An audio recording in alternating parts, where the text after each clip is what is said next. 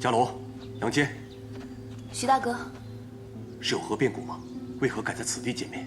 没事，你放心，是因为此处比较偏僻，较为安全。再来，城外离随国公府太远了，担心来去耗费太多时间，让人起疑，所以有劳你跑一趟。你考虑周详，那我们日后就都约在此处。嗯，我们既然认准了这条路，就要齐心协力地走下去，不管有多难，我相信，总会有拨云见日的那一天。你们如此有信心甚好，但凡事都需适度，不必过于用力。你是指我们拉拢朝臣之事？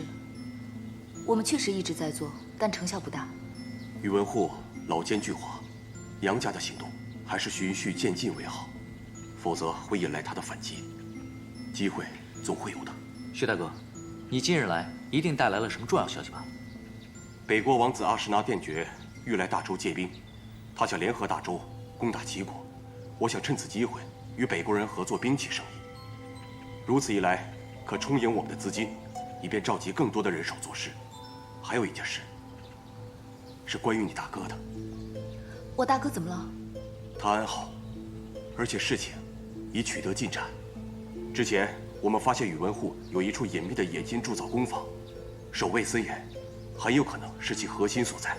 如能查获，我们便有足够的人证物证，来揭露宇文护及其同党的罪行。现在你大哥已乔装混入，下一步便是要取得宇文护手下2个管事前哨的信任。快点，快点，起来点，快起来！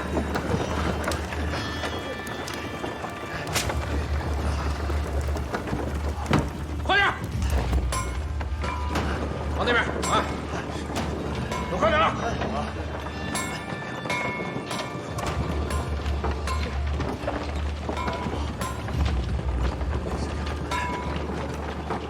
动作快点啊！这个放那边去。快点，快点，别动了啊！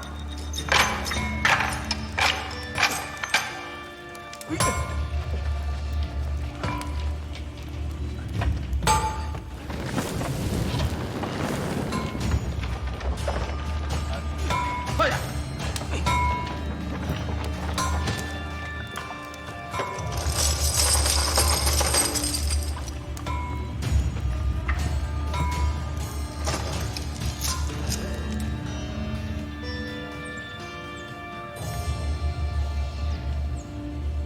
大冢宰到。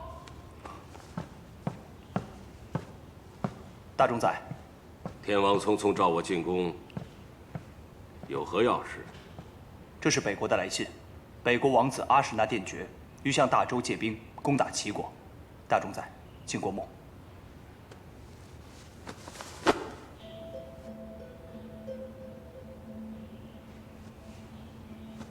天王以为如何？朕以为我大周刚与齐国打完一场硬仗，人困马乏，需休养生息。休养生息？天王难道不清楚我大周与北国的强弱局势吗？北国强于我们太多，他要我们打齐国，若我们不打，将来他们打的就是我们。当初大周与北国联姻，我便知道会有这么一天。大冢宰的意思是，此仗非打不可。还有别的选择吗？这场仗，想不打都得打。总有一日，我大周会强大到，让他北国不敢如此轻易对待我们。那大冢宰认为，这次派谁出征比较合适呢？这个就用不着天王操心了，我自有安排。我听说最近天王频频在临直馆与众公卿学士一起研习啊。想必大冢宰也是知道的。朕自小便喜读书写文，朕与学士在临直馆校勘经史，只是兴趣所致。大冢宰若不喜欢，朕不做便是了。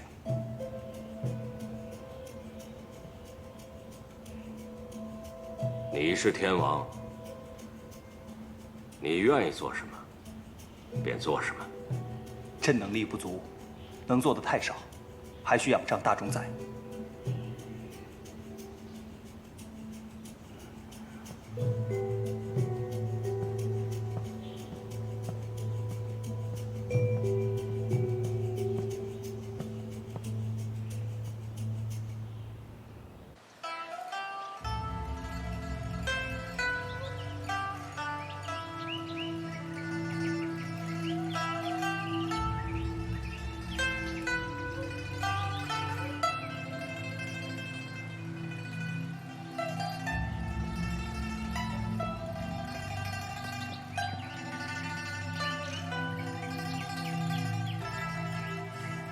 曲调倒是有模有样，不过却少了我北国乐曲特有的气韵。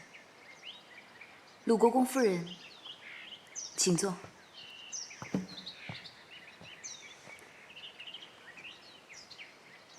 你找我来，不会只是想让我听你弹奏乐曲吧？这次请鲁国公夫人前来，是想请你帮我一个忙。确切地说，是想与你共谋一事。我与你能有何事可谋？共除宇文护。你疯了！你知道你自己在说什么吗？难道你之前还未吃够苦、受够罪？多少人受你牵累，你还嫌不够？再说是你要报仇，与我何干？若这件事情跟鲁国公有关呢？若是还跟大周、北国还有天王有关呢？你这话什么意思？与他们有何关系？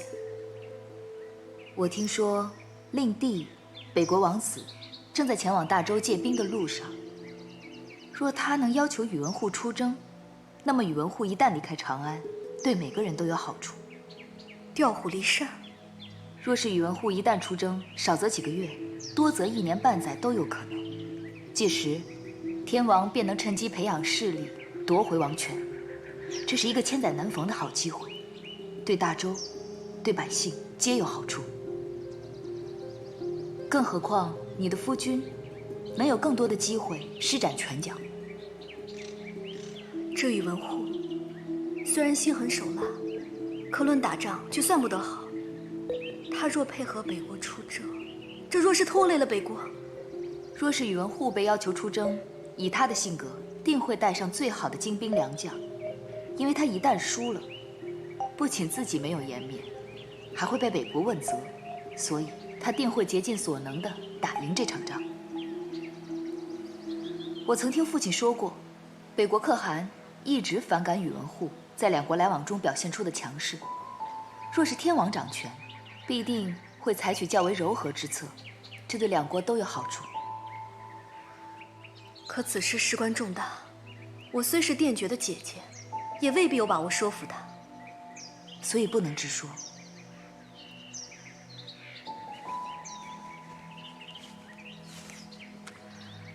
该做的都写在上面了，何去何从，尽托于你。我尚未答应你，你莫对我抱有太大希望。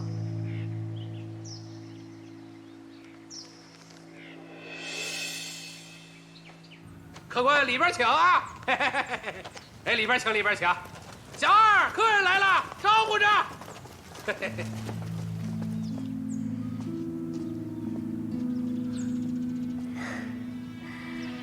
姐姐，你怎么在这儿？姐姐知你要来大周，迫不及待来见你，便前来迎接。姐姐，你对我还是这么好。自从姐姐嫁入周国，我便时常想念姐姐。你在信中常说自己过得很好，但我没有亲眼见到，我这心里还是不踏实。那你现在亲眼看到了，踏实了吧？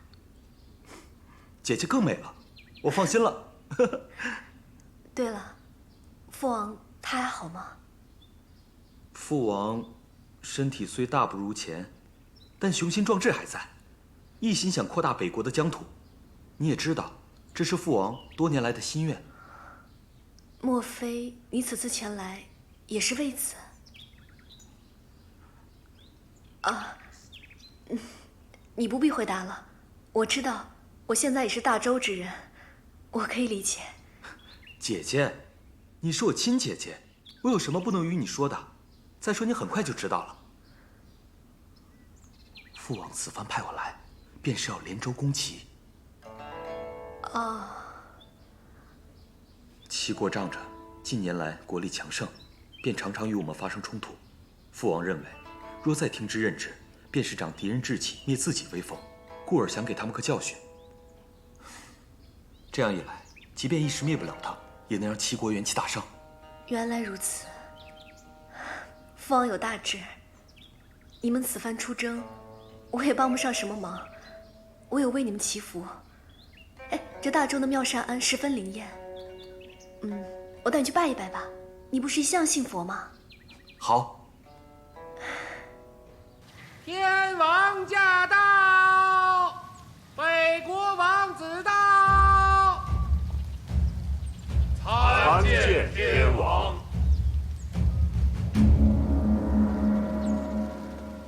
众卿免礼，赐座。大冢宰，您请上座。哼，什么身份便要坐什么位置？这臣子若坐在君王的位置上，岂不是君臣不分了？是。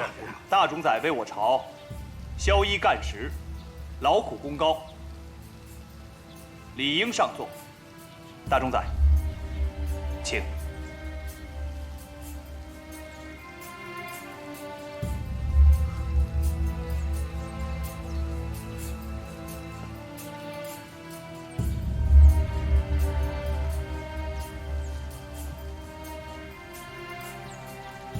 我劝公子定要与最强大、最有权力的人合作，才能功成归来。有道是，山高云雾漫，只有拨开云雾，方能见红日。公子，可要睁大眼睛，好好看清楚啊！这个国家最有权力、最强大之人，不就是连天王都要礼让3分的大冢宰吗？天王果然是知礼仪、明事理的好君王，所以才有诸多忠臣良将跟随于您。想来此番我来周国的目的，诸位都已了然，所以我想知道，今日在座的哪位大将将与我一同发起？天王心中是否已有定夺呢？大冢宰，您觉得呢？臣以为杨将军乃最合适的人选。可我听说，杨将军手中的精兵都已经交给了大冢宰，如何与我一同伐齐？那王子认为，谁是最适合的人选？你。我？正是大冢宰。大冢宰手中兵多将广，曾经也是战功赫赫。正如天王所说，大冢宰勤于政事，以大局为重。所以我相信，大冢宰与我一同伐齐，定会竭尽全力打赢这场仗，为你周国赢得胜利。可是，这大冢宰不会是不愿意帮我北国这个忙吧？我父王说了，这一仗只许胜，不许败。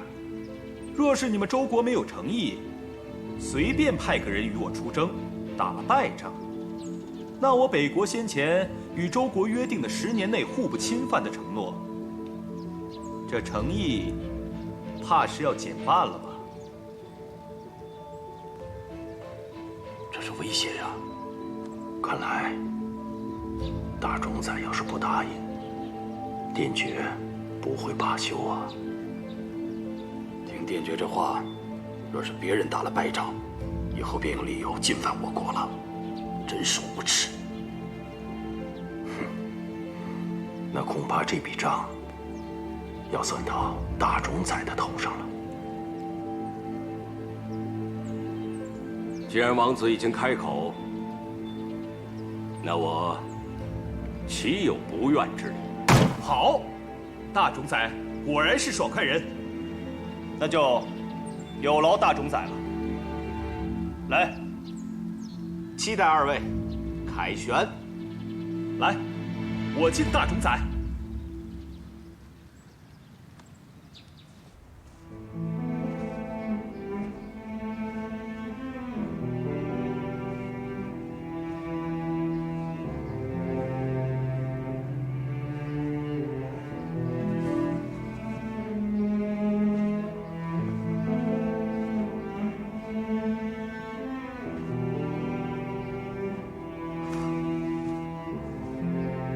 儿臣给母后请安。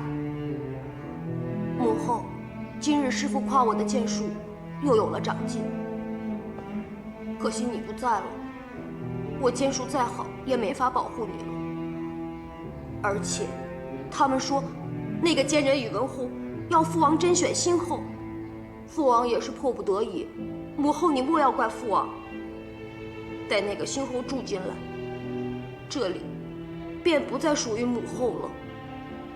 儿臣也不能再来此处与您说话了。母后，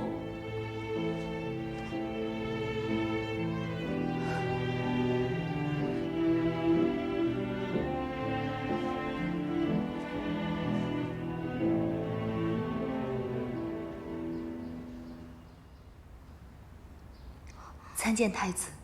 姨母免礼，你怎么来这儿了？你也是因思念母后而来。我找天王商议事情，刚好路过这里。太子，你常常来此处与王后说话吗？太子，以我对王后的了解，她若在天有灵，定不希望你如此。为何？太子也知道，宇文护要天王甄选新后。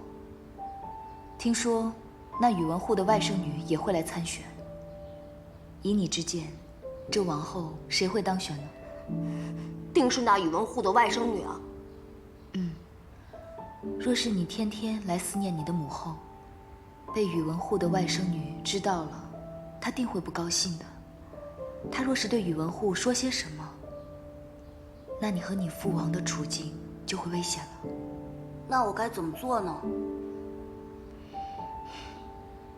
或许你该学学你父王，以退为进。没错，伽罗说的对。参见天王。参见父王。你立的大功，免礼吧。大功。天王是说，这事成了？依你所言，朕在国宴上处处捧高宇文护，殿爵王子很快看出宇文护的地位，主动要求他出征。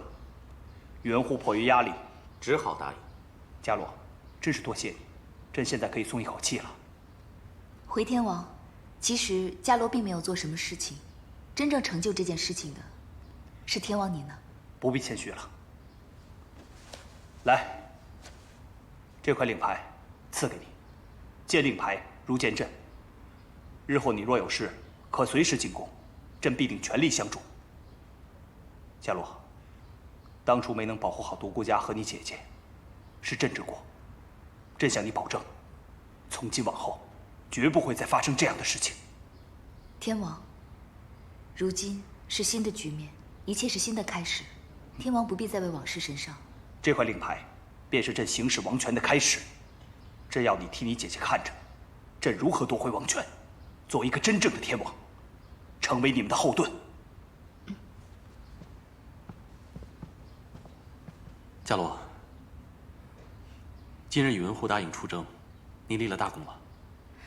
此事还要多谢你的夫人，是她说服了殿爵王子，若没有她的倾力相助，此事断不会成功的。你找过他？其实他是个识大体的聪慧之人，我只不过晓之以理，只说若是将宇文护调离长安，将利大于弊，他立刻就明白了。其实我觉得在他心里，他已经完全将自己视为大周之人，所以才会全力的帮助天王，也是为你考虑。你不用总是把功劳推到别人的身上，我知道出主意的是你。我只是希望你看到他的好。伽罗，无论如何，我总是希望你能过得好。谢谢你，我一切都好。我要回府了，你也早点回去吧。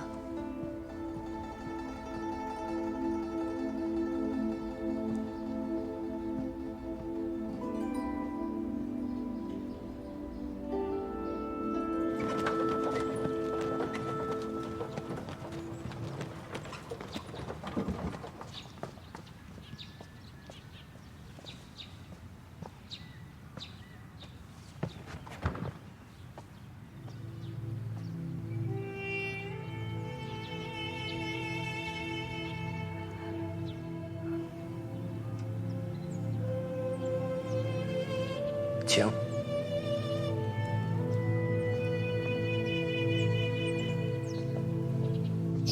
那就真没别的办法了。哎呀，可这圣意难违呀！不要去，不要去，去了，回不来，回不来。父亲，若父亲真不想出征，干脆就装病不去吧。糊涂！你以为旁人都是瞎子呀？若装病之事被北国知晓，到时候就是北国联合齐国一起攻打我大周，你想让我成为千古罪人吗？再说一统天下，不单是太祖的心愿，也是我的心愿。如今北国势力正盛，借北国之手灭掉他国，不是正好消减了我大周的隐患吗？至于我们和北国的恩怨，总有一日要和他们清算。父亲说的是。现在还是好好想想，我离开长安后，你们如何看住天王吧。大冢宰，云禅姑娘到了。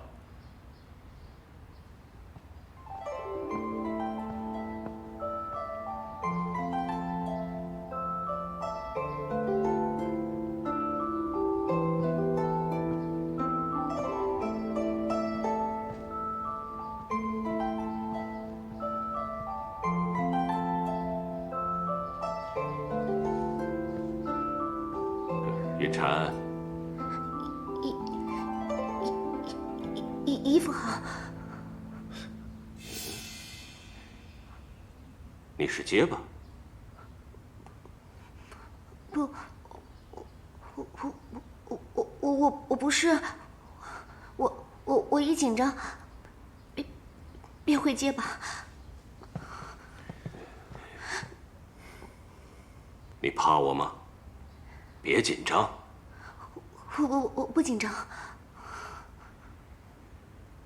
如此岂能成为一国之后啊？哎呀，真是可惜了这副花容月貌啊！父亲，除了表妹之外，天王爷不敢选别的女人当王后吧？是啊，大冢宰，若只是因为紧张才会口吃，倒也无妨，多加练习便可。那也不能让人诟病啊！立刻通知大宗伯，在我出征之前，必须选出新后。啊不，让云禅当上新后。是，我即刻去办。云禅，你不必紧张，你是我的外甥女，在大周，所有人都会敬你怕你，没有人比你更有资格做王后。进宫受训不过是走个形式，你只需好好学，不要给姨父丢了体面便好。是。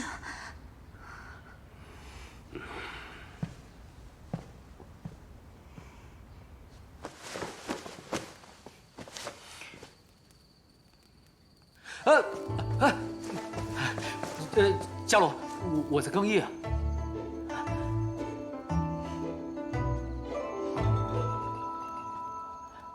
你害羞什么呀？没有，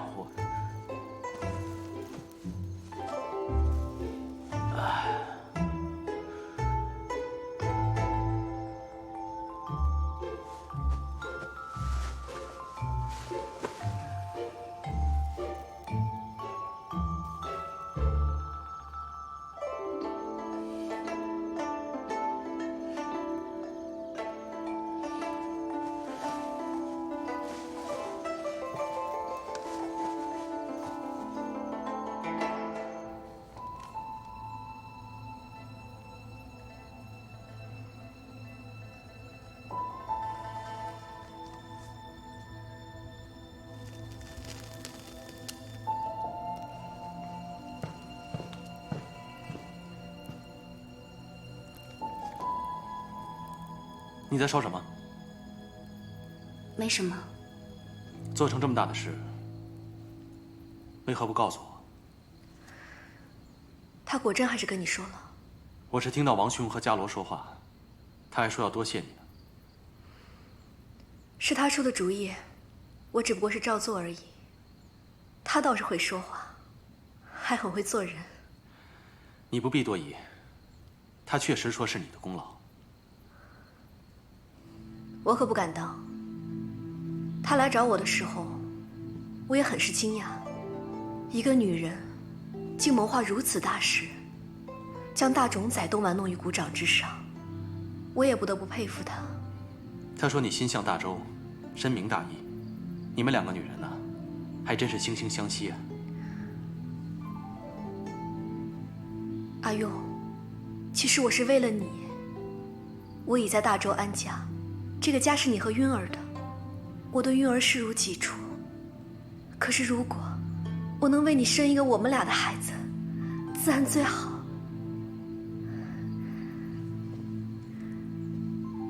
今天去妙善庵，弟弟他也有心为我求子。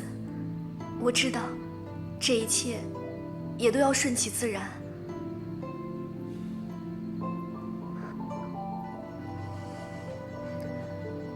阿勇，你是你，他是他，从此再无可能。深情不及久伴。我知道，或许我不及他聪明，可是我对你的心意无人能及。我愿意为你做任何事情，天塌地陷也都无惧。我倾心对你，也希望你也能温柔待我。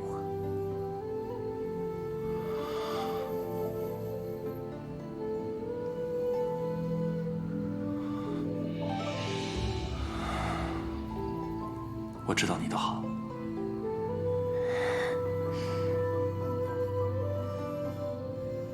但你不是我想要的他。情爱里无智者，有些事情可以习惯，而有些人永远也放不下。人最难骗的，莫过于自己的心。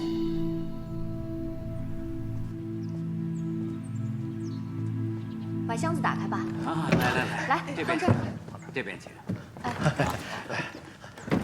二夫人，二夫人好。大哥大嫂，大公子，大夫人。各位先生好。过几日天气或会转凉，大郎特地为各位添置了些衣物，以备所需。大公子、大夫人体贴周全，天未凉，已已到。诸位都是我杨家的客卿，理应好好照顾大家。我张健说句由衷之言，这长安城的豪门富户，就杨家对我们这些门客最好，尤其是大夫人，待我们如同亲人一般。是。诸位离家在外，必定常思念家人。若诸位能够把我们当作家人，那也是我们的福气，请不要客气。是啊，大家别光顾着说话了，快请那边领衣物吧。来，这边请，这边请，来，过来。谢谢二夫人，谢谢，多谢，谢谢，谢谢。给。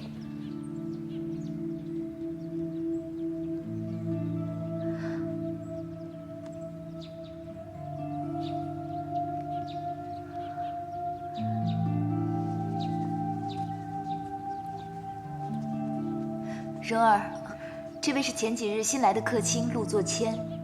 陆先生文采斐然，才情出众。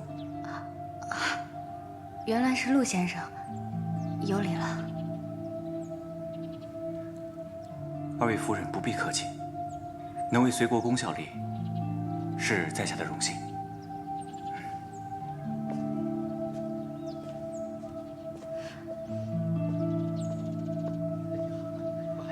看我这个真妙，真的。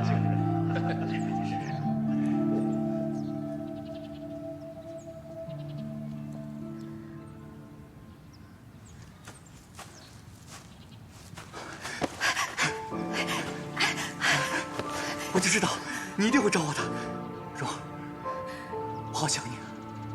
你为何会来杨府？你到底想做些什么？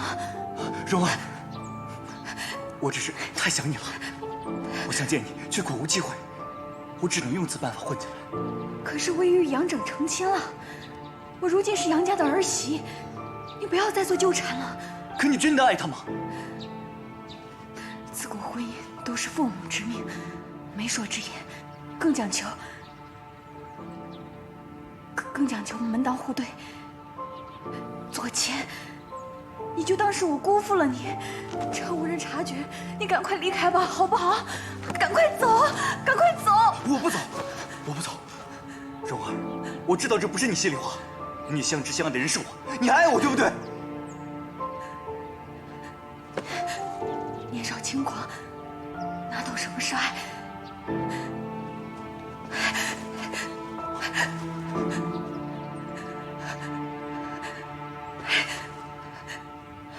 左迁，如今我只想做个贤妻良母，女人名声最要紧。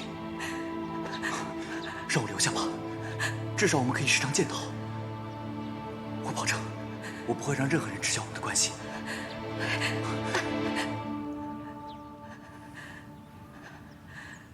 夫不贤，则无以育妇；妇不贤，则无以事夫。夫不育妇，则危仪废缺；妇不事夫，则义理堕却。各位都说说，所言何解呀？你来说。这段话的意思是说，女子应该听丈夫的话，不能不听话。此话之意为，丈夫若是没有贤德，则无法驾驭妻子；妻子若是不贤惠，则无法侍奉丈夫。你们可都记下啦？原来是个结巴，最简单的话也一窍不通，乡下来的吧？貌美又如何？你瞧她那身衣裳，怪模怪样的。小声点，小声点，人家可是大冢仔的外甥女。哎，对了，姨母，前几日别人送我一把好剑，曾听母后说过，姨母以前也喜欢舞剑，待会儿我带你去看看。好啊，姨母自从出嫁之后，便再未使过剑了。待会儿让我过过瘾。好。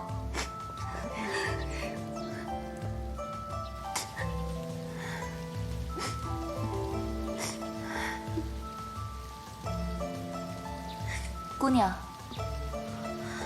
为何在此哭泣？我难过，我想家，想父母，便忍不住哭了。你难过什么呀？谁欺负你了？我帮你去教训他。不，没有人欺负我，只是我自己太笨，什么都做不好。尺有所短，寸有所长。每个人都不应该自卑于自己的短处，应该多看到自己的长处才是。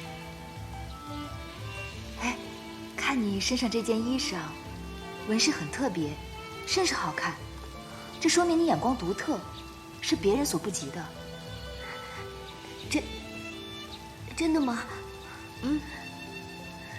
这身衣裳是我在家中自己做的，这布是我自己染的，花也是我自己绣的。旁人都说奇怪，只有你说好看。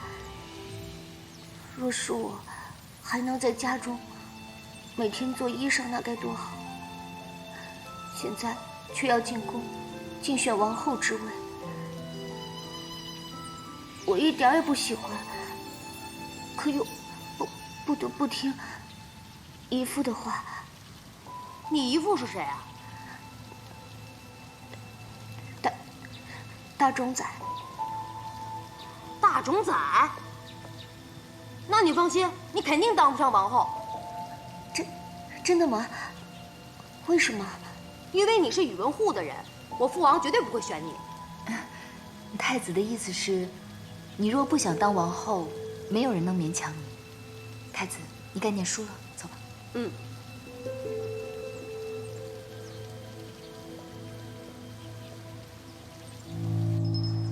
徐大哥，我们已经设计让宇文护离开长安，你那边如何了？如今兵器生意已取得进展，我们的人手也在不断扩大。待宇文护一走，我便着手部署大家赶往全国各州郡，去调查宇文护党羽的贪腐及其他罪证，先将他的党羽一个个铲除。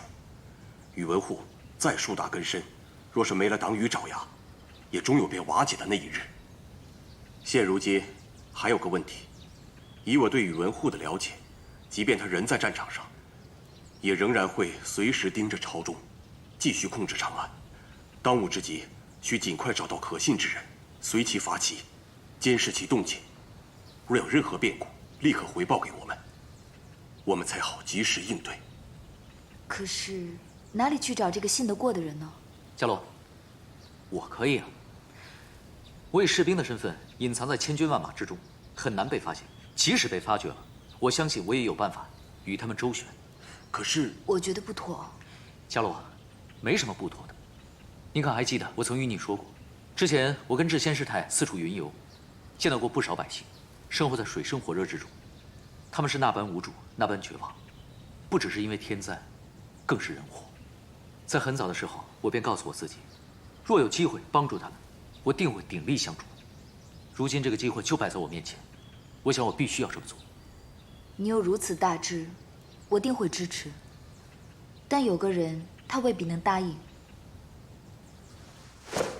胡闹！你们呐，谋划这么大的事情，为何不事先告知我？万一出了纰漏，让那宇文护知道了，会带来怎样的后果啊？还有你，竟然想着要跟那宇文护出征，还要监视他。届时被他发现你在他的军中做一个小小的兵士，他不怀疑你的动机才怪呢。要知道，那可是战场，刀剑无眼，凶险万分。你想打探他的消息实属不易，可是他要加害于你，那是再容易不过的事情。父亲，昨夜我已经过深思熟虑，我也有我的想法，我也有我的志向啊。好了，不要再说了，我是不会让你出征的。这盘棋太大了，你们必须好好的想清楚，不要做下棋的人不成，反倒成了别人的棋子。都回去歇息吧。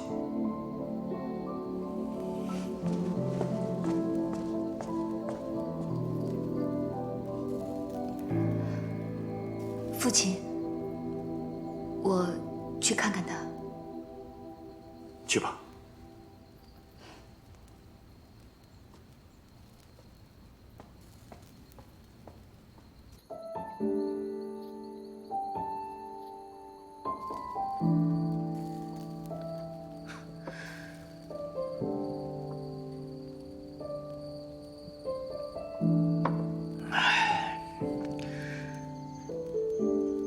父亲从小就教导我，要忠君爱国，为百姓谋福祉。可为何他儿子选择从军的时候，他却要反对呢？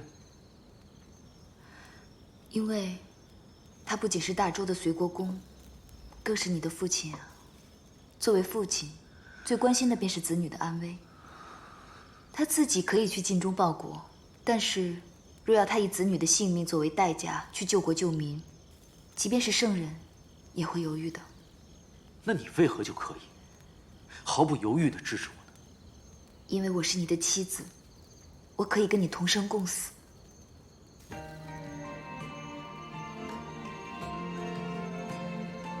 记得吗？你跟我说过，不能同生，唯愿共死，忠贞不渝，永不变心。夫君如此，为妻一世，请夫君喝了这杯合卺酒，香，戎马对红妆，天涯路对咫尺荒凉。酒对歌，莫对香，你对我只对狂。淡阑珊夜透亮，一纱窗。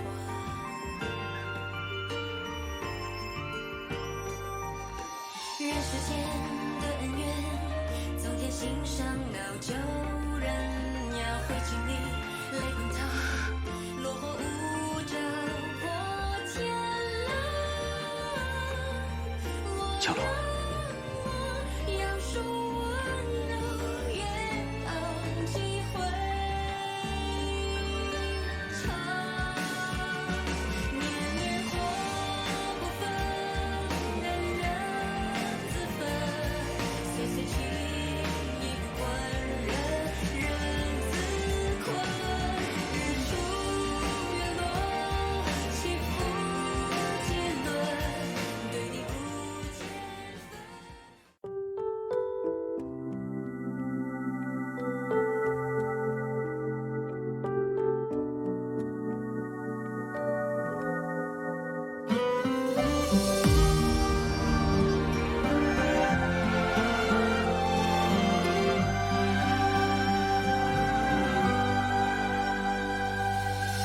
祝你眉眼，踏平风雪，问大雨滂沱的昨天。